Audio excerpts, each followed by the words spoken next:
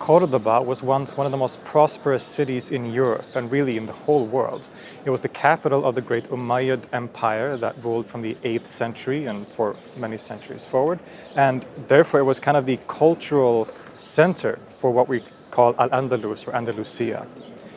For this reason, Cordoba, the city itself, has also come to represent the culture of Muslim Spain more generally. Its advances in science, philosophy, music, and many other fields, and the fact that Muslims, Jews, and Christians lived together here and influenced each other in many different ways. And one of the most interesting individual representatives of this culture is a person who lived right at the end of the Umayyad dynasty and their rule here in Cordoba. It is a person that can tell us a lot about this environment and this culture, but also in some surprising ways.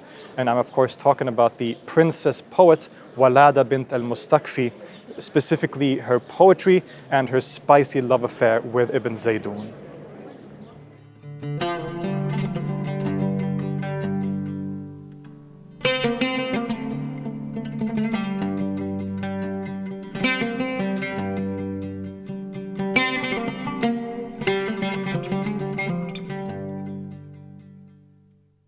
Wallada was quite literally a princess, being the daughter of the last Umayyad Caliph of Cordoba, Muhammad III, also known as al-Mustakfi.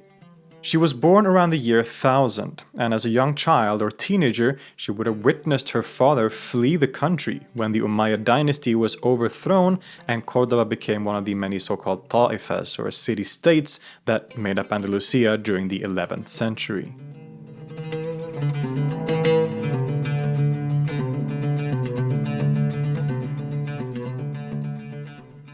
Wallada herself refused to leave her homeland though, and she remained here in Cordoba for the rest of her life. Now, even though she wasn't technically part of the royalty anymore, her family background, of course, allowed her certain privileges. She owned property, she was quite wealthy, and this was, of course, to her benefit. Now, Andalusia at this time was a place where women had relatively a lot of freedom in society, at least compared to other places in the world at that time. But Wallada's status, of course, gave her an extra edge in that regard. She was clearly highly educated in different ways. She knew literature and different intellectual subjects. She had studied in different ways. And she was a musician, it is said. She was a musician. Also, eventually, she started writing poetry, which is what she would become most famous for the rest of history. إني وإن نظر الأنام لبهجتي كذباء مكة صيدهنا حرام يحسبنا من ليل الكلام فواحشا ويصدهنا عن الخناء الإسلام.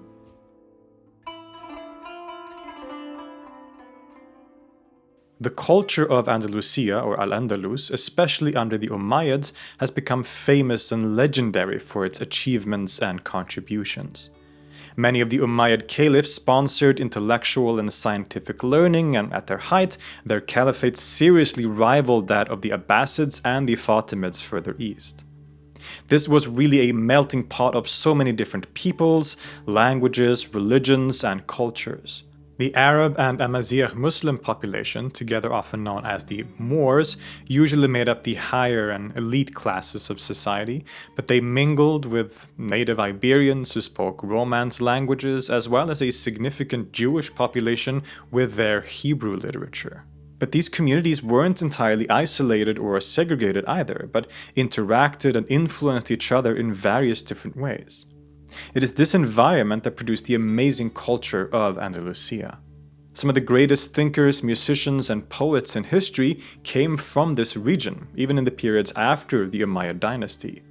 Ibn Rushd or Averroes, Ibn Tufayl, Abbas ibn Firnaz, Ziryab ibn Arabi, Maimonides, Ibn Ezra, Ibn Khatib, and many others. There seems to have been something particularly fruitful about the Andalusian environment that produced all these amazing figures.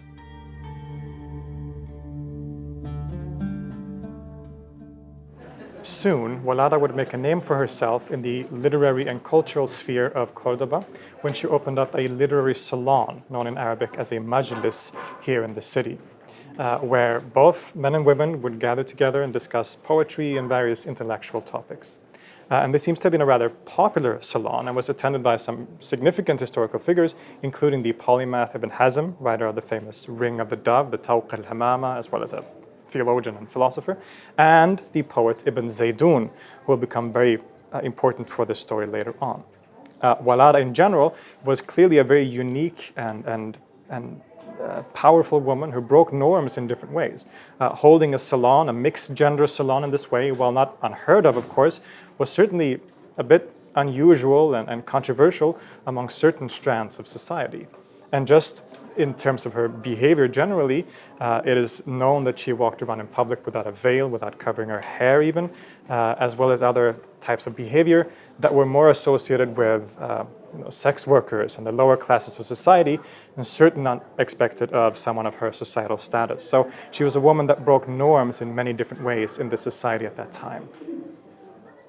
For this reason, among others, the famous jurist Ibn Rushd, the elder, so not to be confused with the more famous Ibn Rushd or Averroes, who lived a century later, this was his grandfather probably, he criticized her for the audacious behavior that he was known for and called her a harlot.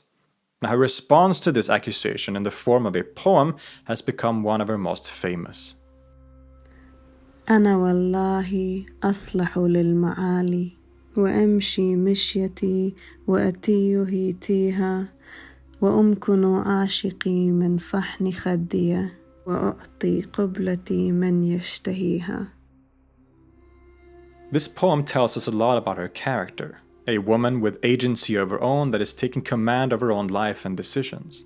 For a lot of people, this might not be something we expect from pre-modern women, but Wallāda is one clear example of such a historical figure. It's even said that she had these very verses embroidered in gold on her robe.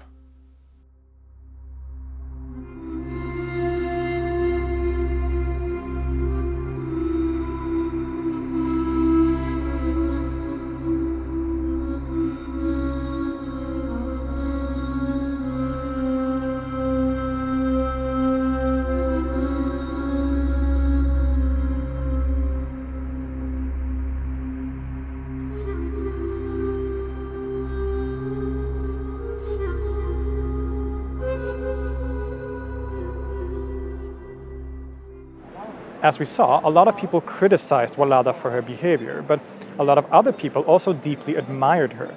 We already mentioned one of the most famous polymaths in Andalusian history, Ibn Hazm, who was the writer of the very famous book, The Ring of the Dove, but also a great theologian, philosopher, and jurist of the Zahiri school. And he was actually one of the attendees of Wallāda's salon, seems to have greatly admired her and even defended her against her critics sometimes. But it was another attendee of this salon that really caught Wallāda's more passionate eye, so to say, and that was Ibn Zaydun. Ibn Zaydun is a very famous name. Indeed, he's considered one of the greatest Arabic poets in history, whose verses reinvigorated the poetry of Al-Andalus through his very passionate and personal expressions. He was born in Cordoba into an aristocratic Arabic family, and aside from becoming a poet, he would also be deeply involved with politics throughout his life, serving the ruler of Cordoba, Jahwarid Abul Hazm, who ruled right after the last Umayyad caliph, that is, Wallāda's father, was deposed. But his political career was dramatic and complicated. He was imprisoned and had to flee Cordoba after having a falling out with the Sultan, and then spent some time in the court of the Taifa of Seville instead for many years, before eventually returning back home to Cordoba at the end of his life. This life of exile and nostalgia is present in many of his poems. For example, he talks about his youth in Cordoba in the following verses, quote, "God has sent showers upon abandoned dwelling places of those we loved. He has woven upon them a striped many-colored garment of flowers, and raised among them a flower like a star. How many girls like images trailed their garments among such flowers, when life was fresh and time was at our service. How happy were those days that have passed, days of pleasure, when we lived with those who had black flowing hair and white shoulders." But most of his verse, especially the most famous ones, are love poems that express a very deep personal passion. For example, his Nuniya, a poem rhyming in the letter Nun, is one of the most celebrated love poems in the history of the Arabic language. And it's really amazing how he uses even religious language and comparisons to express this love. And much of this love poetry of Ibn Zaydun was indeed inspired by his relationship with a certain princess in Cordoba whose literary salon he attended in his youth. Wallada and Ibn Zaydun fell deeply in love with each other, and they instigated a relationship that became legendary even to this day. It was because of his love for Wallada that Ibn Zaydun composed some of his most celebrated poetry, a poetry that has become some of the most popular love poetry in the history of the Arabic language. Patience has departed from the parting lover, who divulged the secret, confiding it to you. He's embarrassed because of not having been able to take more steps along with you when taking his leave. O brother of the full moon in high rank and splendor, may God protect the rhyme which caused thee to rise. If your absence made my night seem long, I spent this night with you complaining of its shortness. Their love was in many ways forbidden, though. Ibn Zaydun was the vizier for the man who had overthrown Wallada's father, and it would have been scandalous for him to be that close to the old enemy, so to say. Their love affair was therefore always a secret, at least officially, as many seem to have been very much aware of their relationship, but it was officially kept a secret, let's say. And it appears that it might have been Wallada herself who was the instigator and leading party in this relationship. In one surviving poem that she wrote to her lover, she invites him to a secret love meeting in a garden at night. ترقب إذا جن الظلام زيارتي فإني رأيت الليل أكتم للسر وبي منك ما لو كان بالشمس لم تلحي وبالبدر لم يطلع وبالنجم لم يسري. But things didn't remain well forever. As we all know, there's a backside to love, and when it turns sour, it can really turn sour, and this seems to have happened for Wallada and Ibn Zaydun. After about a decade of this loving relationship, they had a falling out. It isn't entirely known what caused this rift between them. Some say it was because Ibn Zaydun supposedly criticized Wallada's poetry, but more likely it seems that it had something to do with Ibn Zaydun having an affair and with Wallada's slave girl Utbah. In general, it seems that there were many different affairs and relationships going on here, as jealousy is at the core of the later poems that the two wrote to each other. And these later poems, where Wallada and Ibn Zaydun write scathing attacks against one another, might be some of the spiciest poems in the Arabic language. In one poem, which seems to support the idea that Ibn Zaydun had an affair, Wallada scolds him for choosing her slave girl over herself, and in a slightly maybe racist way, compares Utbah's dark skin to her own. لو كنت تنصف في الهوى ما بيننا لم تهوى جريتي ولم تتخيري وتركت غصن مثمرا بجماله وجنحت للغصن الذي لم يثمر ولقد علمت بأنني بدر السماء لكن دهيت لشقوتي بالمشتري. Jupiter being seen as a dark planet compared to the bright moon that she herself represented, right? You can see how this is not very nice. But similar feelings were reciprocated from Ibn Zaydun too. It seems that after Ibn Zaydun left Cordoba, Wallada also had an affair with the vizier Ibn Abdus, who is commonly known as the Rat, giving the poet a perfect opportunity for a roast. You were nothing but a piece of flesh that I took a bite of and left the rest for the rat to gnaw from. This back and forth between them continued for many years, but it seems that it was Wallada who was the most unwilling to forgive and forget. Ibn Zaydun in some poems seem to regret his actions and to want Wallada back, but she always refuses and continues to write these very critical poems against him.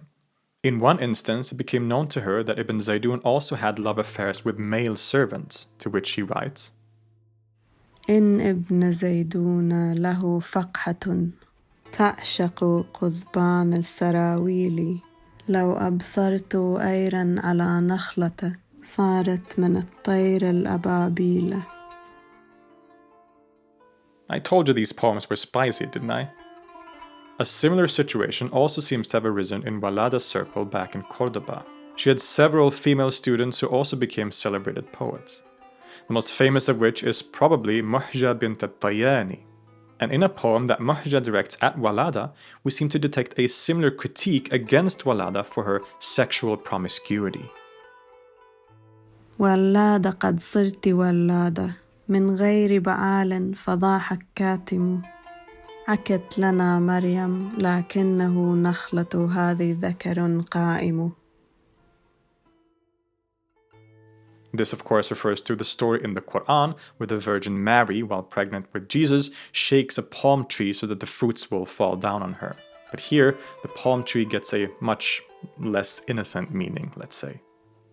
Some have read this as a playful, sort of joking poem, while others read it as more outright critical, and might in that case also indicate that Wallada and Muhja also had some kind of romantic relationship. Many of these poems, especially those between Wallada and Ibn Zaydun, surprise us even today in their very direct and open expression of sexual themes. And it's a really fascinating thing that we can basically follow the outline of their love story through their poems, from the passionate love in their youth to the bitter enmity later on. It's all captured in profound and beautiful verse.